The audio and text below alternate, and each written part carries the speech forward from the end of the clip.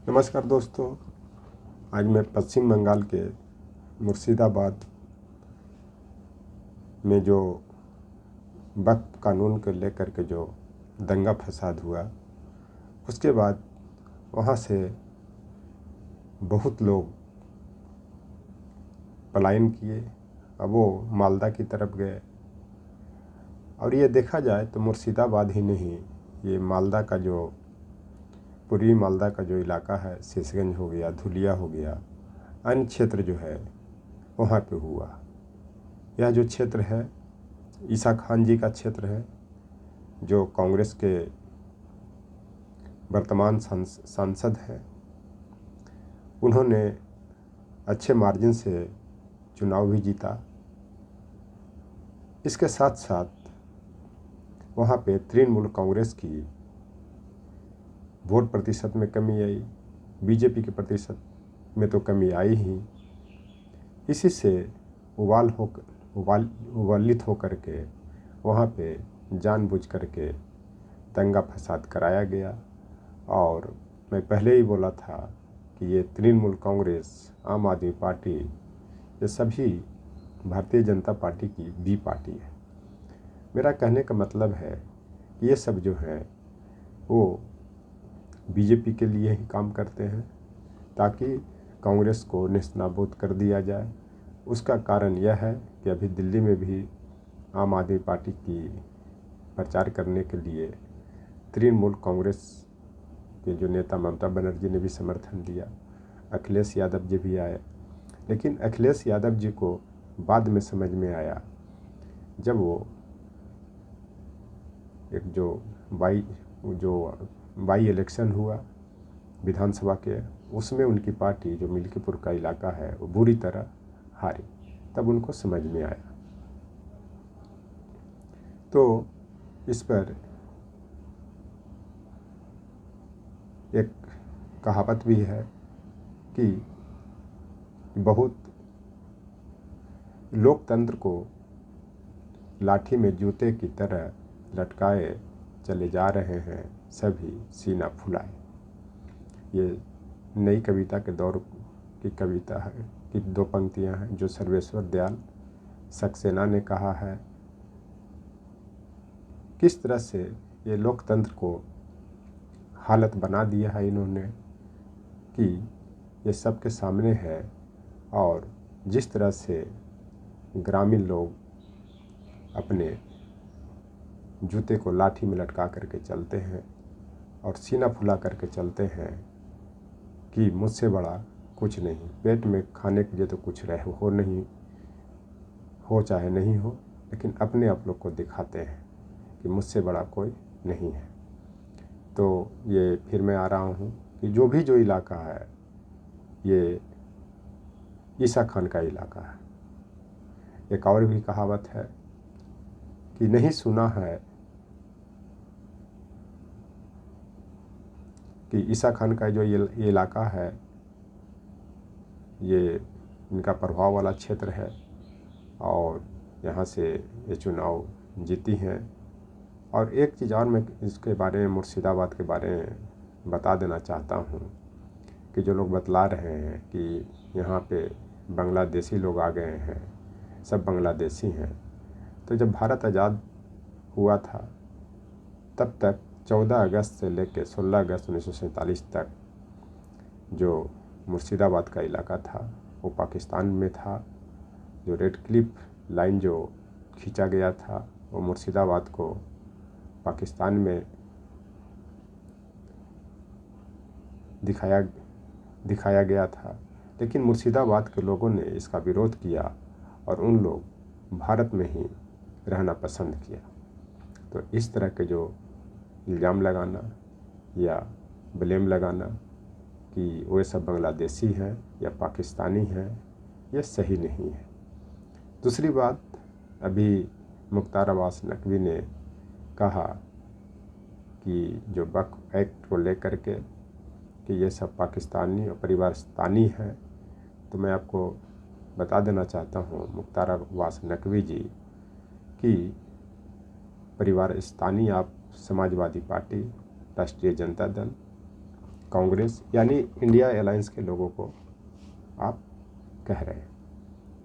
तो भगवान श्री कृष्ण ने कहा था कि रोते हुए को आंसू पोंछो। इसका मतलब है कि आज जिस दौर से मुस्लिम अल्पसंख्यक गुजर रहा है, उनकी क्या हालत बनी हुई है, उनको आंसू पोंछने के लिए लोग राष्ट्रीय जनता दल, समाजवादी पार्टी, कांग्रेस खड़ी है। एक चीज़ और उन्होंने बोला था कि बेजुबान को जवान दो।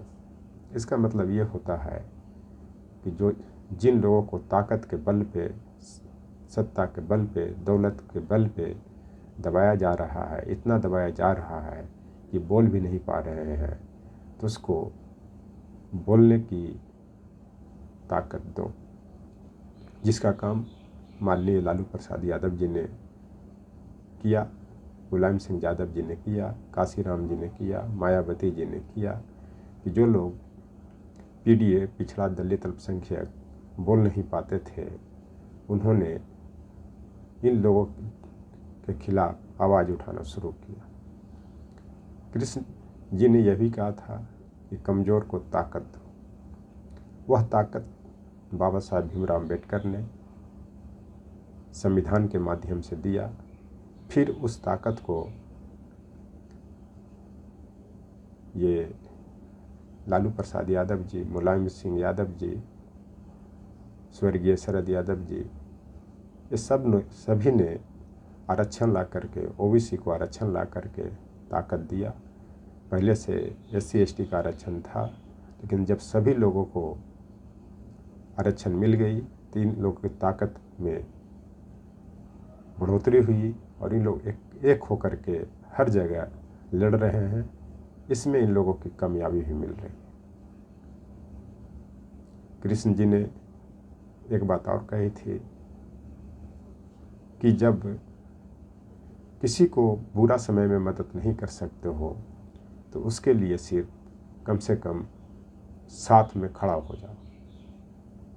जो काम आज मुस्लिम संप्रदाय के लोगों के लिए इंडिया अलायंस के लोग कर रहे हैं और खड़ा भी हैं और उनके लिए लड़ाई लड़ भी रहे हैं,